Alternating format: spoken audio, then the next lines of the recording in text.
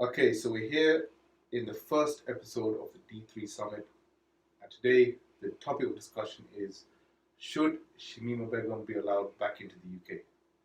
And we have Scholes on my left, we have Bumlo on my right, and we have myself Preach, and that's topic of discussion for today. First, I'm going to go to Bumla. What's your opinion on this? Do you think Shamima Begum should be allowed back into the UK? No, I don't. On what grounds? On the grounds that she left for that lifestyle in the first place. She made her choice when she left. When she packed her bags and she left all her makeup behind, and she knew she was going to look like whatever in the desert. Yeah. She made that choice when she got through. Was it Gatwick or Luton? I can't remember. But as soon as she passed through customs, she made that choice that she wants to leave democracy behind. She wants to leave her rights behind, and she wants to go and live as an ISIS bride. She made that choice. She knew she wanted to marry into that and be part of that. So unfortunately, there's certain decisions you make, like when you go and kill someone, or you go and ship drugs over the border and you become a narco drug trafficker, or you're a murderer, you're going to be this, you're going to be that. You've left some of your rights behind before you made the decisions, because as a killer or a murderer, I can't go and kill one of you and then say, oh, sorry, I didn't mean to, kind of thing, you know? Can I have my rights back? No, I'm going to go to jail. I'm going to go and suffer whatever I'm going to suffer for that consequence. So no, I don't think she should be allowed back. I think she should fight whatever she wants to fight from abroad. Okay, fair enough. Scott, what do you think about this? Morally, I think you have quite a few good points there. But however, we should keep in mind, first of all, that she was a minor when she left. But take this on legal grounds. On legal grounds, I think she should be allowed back. First of all, you are allowed as a Home Secretary to deprive someone of their citizenship. But there's a very big condition to that, and that is that you do not leave the person stateless. Shamima Begum is now stateless. And on those grounds, I'd say the decision should be null and void. Okay. The government argue that she can get Bangladeshi citizenship because of her parents. They have not explicitly given her that, and therefore, if that citizenship was not given by Bangladesh before her citizenship in the UK was taken away, then they did make her stateless, and that's exactly what happened. So on those grounds, I think she should be allowed back into the UK. Yes. Okay, my point, this is what I'm going to say, is this. I actually agree with Scholes here, because my point, first of all, let me make it clear, I wouldn't like Shamima Begum coming back into this country at all, based on what she's done, based on the fact that she joined the Islamic State. I wouldn't want her back in this country. However, I don't want a bad precedent to be set in this country. What I mean by that is this. If you're willing to make people stateless, then a lot of people can become stateless. If you look at, for example, in this country, if they were to allow for Shamima Begum to be stateless, where she can't come back to the UK, strip off her British nationality, that means you're setting an example of a three-tier system within citizenship. You have, for example, people who are born and bred here, who are born as British citizens, their parents are British citizens, and let's say they're of white Anglo-Saxon background, for example. Yeah? They automatically have an advantage over other immigrants, well, people who are from immigrant backgrounds, who are born and raised here, born on a British passport, such as Shamima Begum, but have immigrant parents. So they've turned around, the British government turned around, like Preeti Patel and Sajid Javid, who's basically turned around and said, look, let's try and, we can try and strip them because there's other means of they can get, for example, Bangladeshi nationality.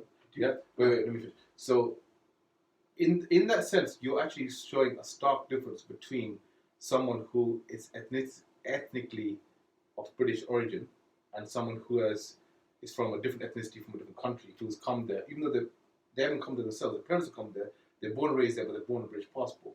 And then there's another tier, which is basically people who are naturalized citizens. So the three-tier system here.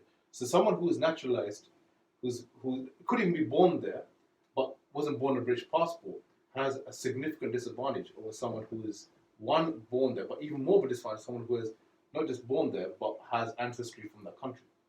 And if they don't allow Shimima Begum back in, you're setting a very dangerous precedent for many people. And can I pick up on something else you said, Bumla? You said that if you do something, you must face the consequences. Well, when Shimima Begum committed the crime that she has committed, she was a British national, was she not? Okay. Now, the whole point of being a citizen of a country is that you are subject to, well, legal punishment within that country. Yeah. I mean, the crimes that she has committed arguably were committed in Syria, but she has committed crimes relevant to British soil, so she should be tried by a British court. She's being denied that. Having your citizenship revoked is something very different. There's 3 points I want to make on why I disagree with you. Okay. And why I disagree with the preacher. Okay. To articulate myself, one point is, why should a country have to have some sort of assurance that if they make someone stateless, that some other state is going to take them as a result? Why should UK care if Bangladesh will take her in or not, and if she will become stateless, in making their decision when there is a moral decision that they're making? Because Okay. That's one point. I Can I don't answer that point? think UK should care of making someone stateless Can I answer that? by revoking someone's citizenship. Well, And that's one point. The She's someone's responsibility. second point I want to make is, there was a dude that lived in Paris airport for 18 years because he was stateless, for something a lot more minor than what Shamima Begum's done. Because Shamima Begum, by choice, left to go and be an ISIS bride. she did. There was a man stuck in Charles de Gaulle airport in Paris for 18 years stateless, and he didn't even commit a crime. And that's wrong. That's Okay? wrong. Yeah. So I did point out that my stuff is on moral grounds, first of all, yeah? Why should Priti Patel care that she's going to make Shamima stateless just because Bangladesh is not going to take her in? Well, it wasn't Priti Patel. Patel, It was Sajid. or whoever, Sajid, or whoever it is, they should be making the decision on what's right for the country. Not right on Yes. what's by that citizen, yeah? And they took her citizenship away, not knowing that she's going to become stateless. They did know she was going to become stateless. Absolutely, they did. And even if they did or didn't, it shouldn't be on the bounds of, okay, we'll make you stateless because we know Bangladesh or another country will take you. No, I don't give a fuck about you. Okay. Okay, third point now. If I can remember the third point. Oh, shit. I can't remember the third point. He can't remember the point. No, Okay, listen. Forget this. Okay, let me tell you something. The third point is But you're coming not going back. to get your third beer. the third point is coming. Hold on. You guys carry on. I'll interject. Okay. Wait, let me say something. Yeah. So Oh, no. Third point is here. And you're saying that she should come and she should face the whatever the criminal law is, or whatever she broke the law on, she should get trial for that in the UK. you have to, yeah. Yeah. Well, yes, if she's broken British law, Yeah. then she should be allowed to come here So and face consequences if she wants. so where I would agree with you on, yes, she should come back and face British law, face British court, is if we still had something like the death penalty. Yeah, bring her back if you're going to trial her and execute her after. But if you're not, do exactly what the British government did. I think the British government showed her mercy in this case. How? Because if it was a mad bastard like me in charge, I'll bring her back and execute her. I disagree with you. Okay. Let With me the just, death penalty. But Okay. we don't have death penalty here, okay. unfortunately. Okay. Yeah? What do you have to say about Jack Letts? Jack Letts is someone who has dual nationality. He has British nationality and Canadian nationality. Yeah. So he's someone who, okay, he's from here, and he's grew up here, or lives here, everything, but he has dual nationality, Canadian British. Now he's gone over there as a jihadist. He joined Islamic State. Exact same thing that Shimima did. The difference is she went as a bride. I don't think there's much thought about her actually being a fighter. She's probably just a bride for a fighter. Yeah. I don't know. We don't know if she's committed crime. It's assumed that until it's proven, I don't think she's killed anyone.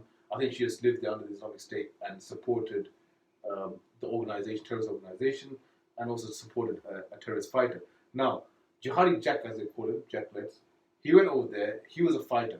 Yeah. Now he's been as far as I know, he's been detained by the Kurdish forces, but the British government have not stripped him of his nationality, even though he's dual national. So they can strip him, but they haven't. Yeah, there's a double standard here. Mm-hmm. Wait a minute, please. I thought they did. But then again, would I really They haven't want... stripped him. You know what? I think they People, homeless people in this country... Unless it's very recent. How recent is it? I think they might have done. Homeless people in this country would love to be in prison. Homeless people in this country would love to be in prison. Because they'll get better treatment in prison. They'll get fed 3 times a day. They'll have a nice bed and everything rather than living on the street, yeah? I think she deserves her life in Syria rather than even deserving life in prison here. We're And she talking will be about more ground, protected. maybe. She will have more Yeah. luxury in prison here than she will have in the life she's living in Syria. So Maybe from the a case. moral point and from a justice point, I think she deserves to be where she is. No, I agree. Yeah, But morally, what I'll say is this. What I'll say is this. Yeah, look, end of the day, my point is this. I don't like Shamima Begum. I don't want like her to come back here. But you're setting a very dangerous precedent. What is that dangerous precedent? The dangerous precedent is that if you can make someone stateless, yeah. Now, okay, what crime has she committed? But if you did something The like only that, crime why she- should that country care if you're The stateless? only crime she's committed in terms of British government, yeah, the only crime she's committed, yeah, is the fact that she's supported a terrorist organization. She's gone abroad. She's illegally entered the country. Fair enough. That's on their side of things. Apart from that, we have no proof that she's killed anyone. We have no proof that she's bombed anyone or did any of the sort. Yeah. So now you have the duty, as she's a British citizen, you have duty now to bring her back and put on trial for what is the only crime that they can actually theoretically put on, which is basically her supporting a terrorist organization. Oh, good point. Good Yeah. point. But what So, about? so how can you now say, oh, we're going to strip off without even doing a trial? Okay, so all these narcotics drug dealers, yeah, that have got arrested in Thailand, they've got arrested in Colombia, they've got arrested in Mexico, British citizens that have got arrested abroad for smuggling, right? And they're locked up abroad in that same country for 30, 40 years. Yeah. Why should Shamima Begum not be locked up in Syria for 40 years? Because Why should she come back here? Why not? Well, we don't say she should be. No, wait. You got caught Yeah. doing a criminal act, even if it's Syria. Being a terrorist is criminal in Syria, right? Yeah. Okay, so you got caught and locked up in Syrian jail or detained Yeah, in a detention center. I'm happy for them to do Why it. should she come back here and live in this jail? Firstly, We're not talking about that. We're talking about Wait, her stripping off. let me address that point. Hold on. Why not stay? Just like all the other traffickers Firstly, locked up for 40 years. Firstly, she was arrested by the YPG, Who are now government organization. right? Who are not a government organization. Okay. Now, if Bashar al-Assad wants to arrest her and try her, That was welcome. that's his prerogative. That's And I don't think the British government should say anything about that. Yeah, agreed. But so far they have not. So do they have death penalty in Syria? There'll Yes, be one they do. easy way to resolve all of this. And what is that? Just give her the death penalty then. Well, what's this got to do with the British government? They have Then no, nothing. they have Then no nothing would have authority to. Then we wouldn't even have to have this conversation. Okay, but we're talking about the British government. If here. she was detained by this, yeah, Bashar al-Assad, yeah. Okay, whichever There's no country problem. she's in, whichever country. If I went to Morocco, if I went to Saudi Arabia, if I went to North Korea, and I took down a poster or whatever, and I would be in a North Korean prison sentence, labor camp or whatever it is. If I go to Colombia, I'll be in a jail there. If I went to Thailand, if I went to wherever I go, We'll take that up with wherever Assad. I go, Wait a in second, any yeah. country, wherever I go in any country, if I commit a crime there, I'm going to get trialed for whatever I get trialed there. Yeah? Why should she come back here and get trialed here for a crime that she committed abroad? because they don't want anything to do with her. The Kurdish said, we got her. We don't know what to do with her. They're not the government. The end of the day, look. End of the day is this. So why do the Kurds still have her then? We're not It's not, they don't have her.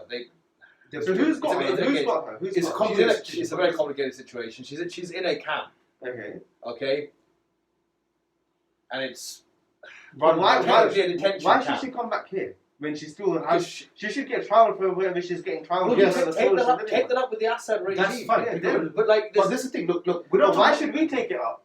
We're not Why- talking. because- Can I wait? Stop for a second. Let me just say. Yeah. The question is, why should she be let back in the UK in terms of citizenship? Yeah.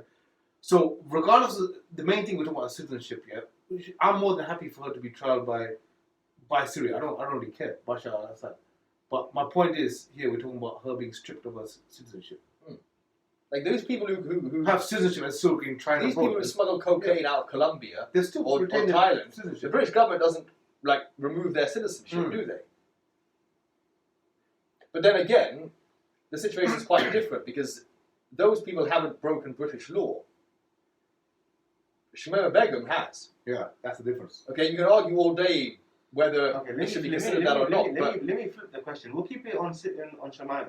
Let me flip the question. If we had death penalty here, okay, if we had, yeah, and whatever crime she's committed, if it is worthy of the death penalty, Yeah. okay, would you be still saying, should she have been stripped of her citizenship? Knowing full well I'm she'll saying come the back exact here same for thing her I'm crime. saying now. thing. My The crime is my regardless. argument is that the punishment given for the crime is irrelevant. irrelevant, yeah. And by the way, your question is doesn't work because the death penalty has been assigned for different crimes throughout history. I mean, people. Have you ever heard of the blood laws? No. Okay, there was a period in the early 19th century where the death penalty was handed out for practically anything, stealing a loaf of bread or Yeah. various other crimes. I mean, so who's to say that her crime warrants the death penalty? We don't even know. By the time the death penalty was abolished, the only crime which allowed for the death penalty, I believe, was murder. There may have been a few others. I don't think they can prove anything apart from the fact that she supported a terrorist organization.